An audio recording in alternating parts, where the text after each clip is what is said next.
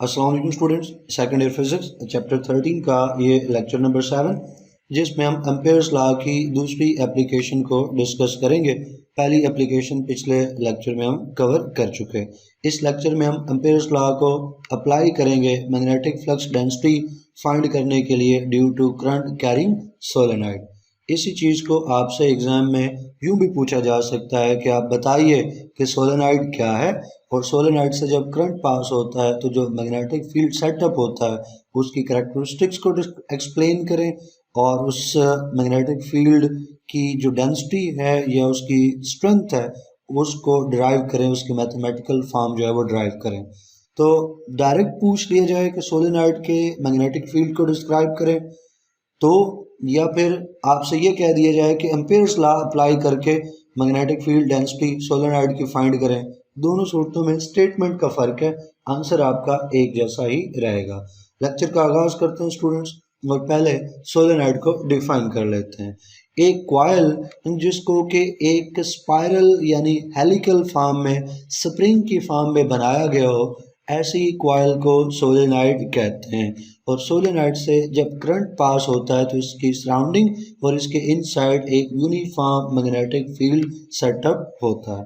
Students, जैसे आप इस डायग्राम में देख सकते हैं कि फ्रंट व्यू, टॉप व्यू जो है वो टॉप व्यू आपको दिखाया गया सोलेनॉइड का, और सोलेनॉइड में से करंट पास हो रहा है, मैग्नेटिक फील्ड सेटअप हुआ, और ऊपर हमने जो आयरन फिलिंग्स हैं वो फेंकी हैं, तो आयरन फिलिंग्स जो हैं वो रीअरेंज हो गई, डिस्ट्रीब्यूट हो गई इस तरह से जिस तरह से मैग्नेटिक फील्ड है। आप बाहर की तरफ देख लो तो आयरन फिलिंग्स जो हैं वो कम है, उनकी जो आप कह लो उनका नंबर है थोड़ा है। अंदर की तरफ अगर गौर करो तो आयरन फिलिंग्स जो हैं वो ज़्यादा हैं। इसका मतलब है कि अंदर की तरफ जो मैग्नेटिक फील्ड है वो ज़्यादा स्ट्रॉन्ग है, बाहर की तरफ मैग्नेटिक फील्ड वीक है। एक और चीज़ भी पता चलती है कि अंदर की तरफ जो मैग्नेटिक फील्ड है वो ऑलमोस्ट जो है मैग्नेटिक फील्ड लाइंस पैरेलल है, एक दूसरे के क्लोज हैं, और मैग्नेटिक फील्ड लाइंस जो है वो पैरेलल है। और अगर आप बाहर की तरफ देखो तो वो जो जहाँ पे टर्न आ रहा है, मिसाल के तौर पे ये वाला पार्ट हम ले लें, तो यहाँ पे ये ऐसे ही है जैसे कि एक करंट कैरिंग स्ट्रेट वायर होती है और उसकी सराउंडिंग में एक लूप की फॉर्म में स्टूडेंट्स जो मैग्नेटिक फील्ड है वो अपेयर होता है। तो यहाँ पे हमें सर्कुलर फील्ड लाइंस देखने को मिल रही हैं, जहाँ से टर्न हो रही है कॉइल या सोलेनॉइड की कॉइल, या जहाँ पे टर्न जो है हो रहा है, जहाँ पे बेंड आ रहा है पेपर के ऊपर, वहाँ पे हमें स्टूडेंट्स सर्कुलर फॉर्म में मैग्नेटिक फील्ड लाइंस देखने को मिलती हैं। अंदर की तरफ हमें almost parallel straight magnetic field lines देखने को मिलती हैं। इन तमाम बातों को हम students properties of magnetic field of solenoid के नीचे डिस्कस करेंगे। ये जो फील्ड डेवलप हुआ है, ये जो एक्सेस है सोलेनॉइड का वहाँ पे स्ट्रॉन्ग है, और बाहर की तरफ जो है वो वीक है। इसको आप यहाँ पे भी देख सकते हो। हाँ, इस डायग्राम में भी एक्सेस क्या है, सोलेनॉइड का जो मिड पॉइंट है, एक ऐसी लाइन जो सोलेनॉइड के सेंटर से गुजरेगी, वो एक्सियल लाइन होगी, वो एक्सेस होगा। वहाँ पे मैग्नेटिक फील्ड जो है वो सबसे ज़्यादा स्ट्रॉन्ग, और बाहर की तरफ जो है वो मैग्नेटिक फील्ड वीकर है, वो वीक है। फिर जो मैग्नेटिक फील्ड लाइंस हैं, एक loosely wound solenoid, loosely wound solenoid कौन सा होगा? लूजली वाउंड सोलेनॉइड वो होगा जिसमें टर्न्स के दरमियान में स्पेस हो। आप देख लें, एक टर्न और दूसरे टर्न के दरमियान में गैप है, फिर दूसरे और तीसरे टर्न के दरमियान में गैप है। इस तरह टर्न्स के दरमियान में गैप काफ़ी ज़्यादा है। तो गैप ज़्यादा होने की वजह से हम कहते हैं कि ये जो सोलेनॉइड है ये लूजली वाउंड सोलेनॉइड है। इस लूजली वाउंड सोलेनॉइड में स्टूडेंट्स आप देखें तो जो मैग्नेटिक फील्ड लाइंस हैं वो अंदर की तरफ आपको ऑलमोस्ट पैरेलल नज़र आती हैं, एक दूसरे के करीब नज़र आती हैं, और यूनिफॉर्मली डिस्ट्रीब्यूटेड हैं, क्लोजर टू ईच अदर हैं, जैसे कि इस डायग्राम के अंदर विजिबल है। अंदर की तरफ जैसे कहा कि जो मैग्नेटिक फील्ड है वो ऑलमोस्ट यूनिफॉर्म है, और मैग्नेटिक फील्ड लाइंस जो हैं वो ऑलमोस्ट पैरेलल है। अब अगर हम जो सोलेनॉइड है उसको लूजली वाउंड की बजाय अगर टाइटली वाउंड सोलेनॉइड ले लें, तो इस केस में जो इंटीरियर स्पेस है सोलेनॉइड के अंदर, जो मैग्नेटिक फील्ड है वो पहले से ज़्यादा यूनिफॉर्म हो जाएगा और पहले से ज़्यादा स्ट्रॉन्ग हो जाएगा। ये चीज़ जो है लूजली और टाइटली का जो कंपैरिजन है ये एग्ज़ाम में एमसीक्यू या शॉर्ट क्वेश्चन के लिए इम्पॉर्टेंट है। जो जैसे जैसे आप टाइटली वाउंड करते जाएंगे टर्न्स ऑफ द सोलेनॉइड वो क्लोजर से क्लोजर करते जाएंगे और सोलेनॉइड की लेंथ बढ़ाते जाएंगे, सोलेनॉइड में नंबर ऑफ टर्न्स इंक्रीज करते जाएंगे, सोलेनॉइड के अंदर जो मैग्नेटिक फील्ड है वो स्ट्रॉन्ग से स्ट्रॉन्ग होता जाएगा, यूनिफॉर्म से यूनिफॉर्म होता जाएगा। तो डायग्राम का जो दूसरा हिस्सा है पार्ट बी वो आपको बता रहा है कि जो टर्न्स हैं सोलेनॉइड के वो बहुत क्लोज हैं एक दूसरे के। तो ये टाइटली वाउंड सोलेनॉइड है जिसमें मैग्नेटिक फील्ड लाइंस एक तो अंदर की तरफ ज़्यादा है, पहले से ज़्यादा क्लोजर हैं, पहले से ज़्यादा पैरेलल है, जो कि ज़्यादा स्ट्रेंथ शो कर रही है इनसाइड द सोलेनॉइड। लेकिन आउटसाइड द सोलेनॉइड देखो तो टाइटली वाउंड और जो लूजली वाउंड में अगर आप कंपेयर करो तो लूजली वाउंड में बाहर की तरफ मैग्नेटिक फील्ड है वीक है, लेकिन टाइटली वाउंड के मुकाबले में जो है लूजली वाउंड के केस में एक्सटर्नल जो एरिया है वहाँ स्ट्रेंथ ज़्यादा है। यहाँ पे आप देख सकते हो, आपको यहाँ पे ये जो टर्निंग पॉइंट्स हैं जहाँ बेंडिंग हो रही है वहाँ पे भी ये सर्कुलर फील्ड लाइंस देखने को मिलती हैं और यहाँ सराउंडिंग में भी अगरचे फील्ड लाइंस कम है लेकिन देखने को मिल रही हैं। लेकिन जैसे ही आप टाइटली वाउंड की तरफ जाते हो तो आपको ये सराउंडिंग में फील्ड लाइंस बाहर की तरफ फील्ड लाइंस कम देखने को मिलती हैं, थोड़ी देखने को मिलती हैं। इसका मतलब है कि जैसे जैसे हम लूजली से टाइटली वाउंड सोलेनॉइड की तरफ मूव करेंगे इंटरनल फील्ड स्ट्रॉन्गर से स्ट्रॉन्गर होता जाएगा, एक्सटर्नल फील्ड वीकर से वीकर होता जाएगा। तो कंपेयर करना चाहें तो लूजली वाउंड सोलेनॉइड में इंटरनल फील्ड स्ट्रॉन्ग, तो टाइटली वाउंड में स्ट्रॉन्गर, और फिर इसी तरह से लूजली वाउंड में एक्सटर्नल साइड पे जो फील्ड है वो स्ट्रॉन्गर है या कह लें कि उसकी स्ट्रेंथ ज़्यादा है, मोर स्ट्रेंथ है। लेकिन टाइटली वाउंड में एक्सटर्नल फील्ड जो है वो लेस स्ट्रॉन्ग है, उसकी स्ट्रेंथ कम है। तो टाइटली वाउंड के लिए इंटरनल ज़्यादा है लेकिन लूजली वाउंड के लिए इंटरनल की वैल्यू कम है। इसी तरह से टाइटली वाउंड के लिए एक्सटर्नल की वैल्यू कम है लेकिन लूजली वाउंड के लिए एक्सटर्नल की वैल्यू ज़्यादा है। तो मैंने इस पर 2-4 मिनट लिए, मुझे उम्मीद है कि ये कंपैरिजन अब आपको याद रहेगा, एग्जाम में अगर पूछा गया तो आप लिख सकते हैं। तो स्टूडेंट्स जो फील्ड लाइंस हैं, एक और प्रॉपर्टी हम डिस्कस करने जा रहे हैं। जो फील्ड लाइंस हैं किसकी, सोलेनॉइड में जो मैग्नेटिक फील्ड एस्टेब्लिश हुआ उसकी फील्ड लाइंस वो मैच करती हैं, रिजेंबल करती हैं बार मैग्नेट से। जो बार मैग्नेट है जो लंबा होता है बार की तरह, रॉड की तरह, और उसका एक नॉर्थ पोल होता है, एक साउथ पोल होता है। किसी एक को नॉर्थ कर दें दूसरे ऑटोमेटिकली साउथ हो जाएगा। तो इस नॉर्थ से साउथ की तरफ स्टूडेंट्स यूँ इस तरह से जो मैग्नेटिक फील्ड लाइंस हैं वो निकलती हैं और यू नॉर्थ से निकल के साउथ में वो दाखिल होती हैं। तो जिस तरह से एक बार मैग्नेट की फील्ड लाइंस हैं उसी तरह से उनसे रिजेंबल करती, उनसे मिलती जुलती फील्ड लाइंस हैं सोलेनॉइड की। तो ये भी एमसीक्यू में पूछा जा सकता है कि सोलेनॉइड का जो मैग्नेटिक फील्ड है वो किससे रिजेंबल करता है। तो आंसर में आपने चूज़ करना है बार मैग्नेट। तो जिस तरह बार मैग्नेट का एक नॉर्थ और साउथ पोल है, इसी तरह से सोलेनॉइड जो है उसका भी एक नॉर्थ पोल बन जाता है, एक साउथ पोल बन जाता है। जैसे जैसे आप लेंथ बढ़ाते जाएंगे सोलेनॉइड की और लेंथ भी बढ़ाते जाएं, लेंथ बढ़ाने का मतलब है कि नंबर ऑफ टर्न्स बढ़ते जा रहे हैं, और फिर आप टाइटली वाउंड करते जाएं, टाइटली वाउंड करते जाएं, नंबर ऑफ टर्न्स बढ़ाएं, लेंथ बढ़ाएं। तो स्टूडेंट्स जो इंटीरियर फील्ड है वो स्ट्रॉन्गर से स्ट्रॉन्गर होता जाएगा, यूनिफॉर्म से यूनिफॉर्म होता जाएगा, और एक्सटीरियर फील्ड या एक्सटर्नल फील्ड जो है वो वीकर से वीकर होता जाएगा। इन दो डायग्राम्स को ऑलरेडी मैं एक्सप्लेन कर चुका। अब हम आइडियल सोलेनॉइड का जिक्र कर सकते हैं। आइडियल सोलेनॉइड स्टूडेंट एक ऐसा सोलेनॉइड है जिसमें नंबर ऑफ टर्न्स जो हैं वो इस हद तक उनको क्लोज किया गया, वो काफ़ी ज़्यादा क्लोजली स्पेस्ड हैं, इतने ज़्यादा क्लोजली स्पेस्ड हैं और उसकी लेंथ इतनी ज़्यादा है कि जो स्टूडेंट्स इनर साइड है उस पे मैग्नेटिक फील्ड बहुत स्ट्रॉन्ग है बहुत यूनिफॉर्म है और एक्सटर्नल साइड के ऊपर जो फील्ड है वो इतना वीक है कि हम उसको ज़ीरो कंसिडर कर सकते हैं इंटीरियर के मुकाबले में।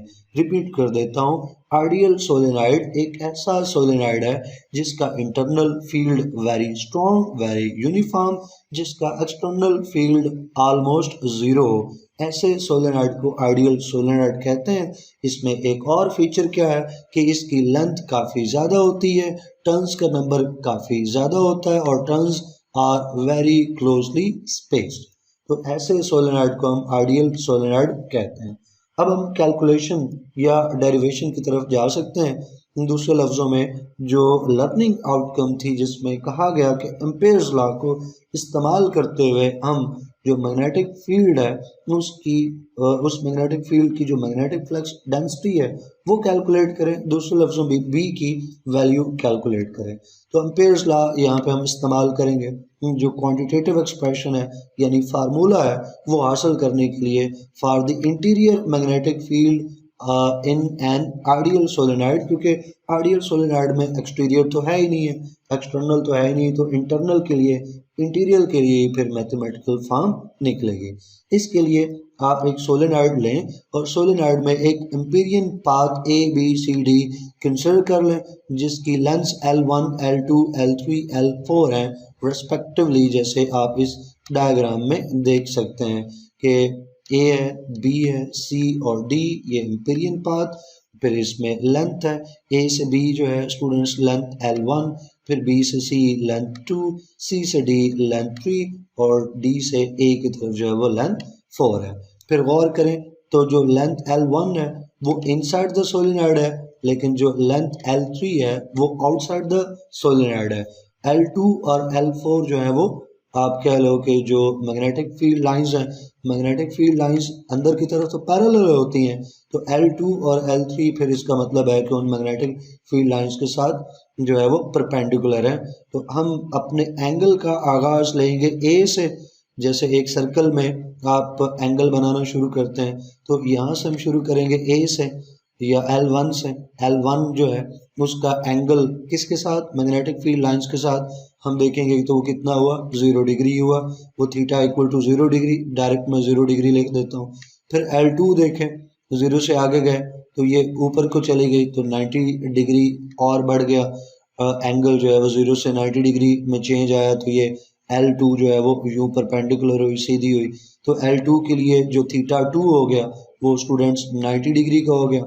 फिर हमने L2 से जब वापस की तरफ डायरेक्शन टर्न लिया है तो इसका मतलब है L3 अपोजिट है मैग्नेटिक फील्ड लाइंस के डायरेक्शन के, तो एंगल दूसरे लफ्ज़ों में हुआ 180 डिग्री का।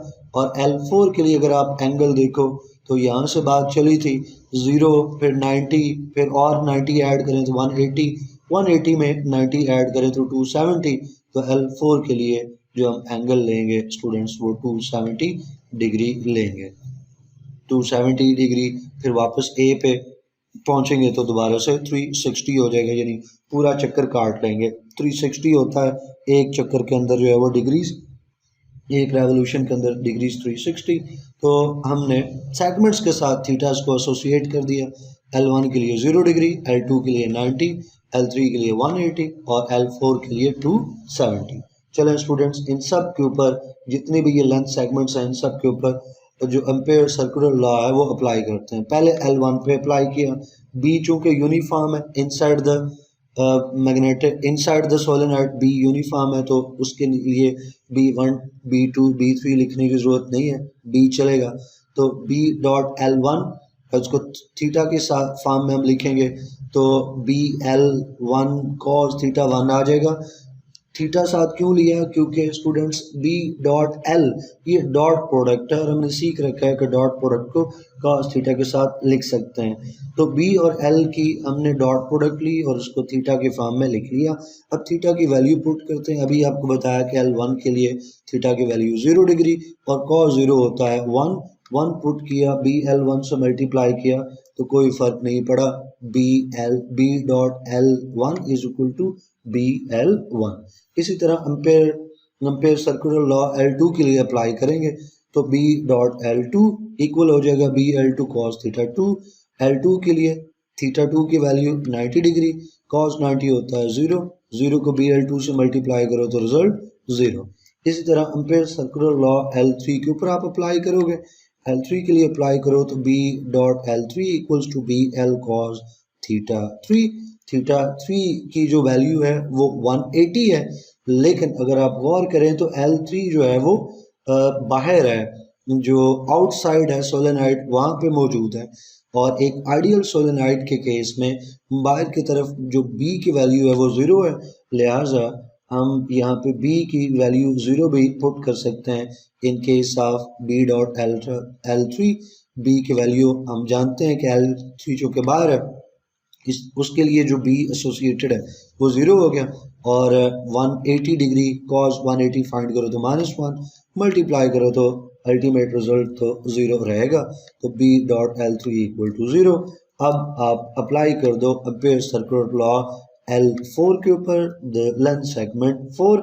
तो B dot L4 equals to BL4 cos theta 4, और L4 के लिए जो थीटा 4 की वैल्यू 270 डिग्री जैसे ऊपर आपको बताया, और cos 270 अगेन 0 डिग्री के इक्वल है, सॉरी 0 के इक्वल है। cos 270 डिग्री इक्वल टू 0, और 0 को मल्टीप्लाई करो BL4 से तो नेट रिजल्ट इज 0। तो आपने देखा कि सिवाय L1 के बाकी जितने भी लेंथ सेगमेंट्स हैं सब के लिए रिजल्ट जो है वो 0 आ रहा है।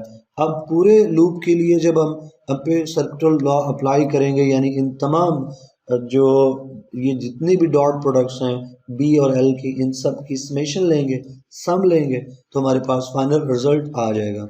तो हम स्टूडेंट्स चारों लेंथ सेगमेंट्स को ऐड करके फाइनल पूरे लूप के लिए अप्लाई कर सकते हैं। और हम जानते हैं एम्पेयर सर्कुलर लॉ से कि जो समेशन है, सम है, जितने भी ये डॉट प्रोडक्ट्स हैं B और लेंथ सेगमेंट्स के, इन सब की जो डॉट प्रोडक्ट्स हैं, डॉट प्रोडक्ट्स की जो समेशन है वो इक्वल होती है म्यू नॉट आई के।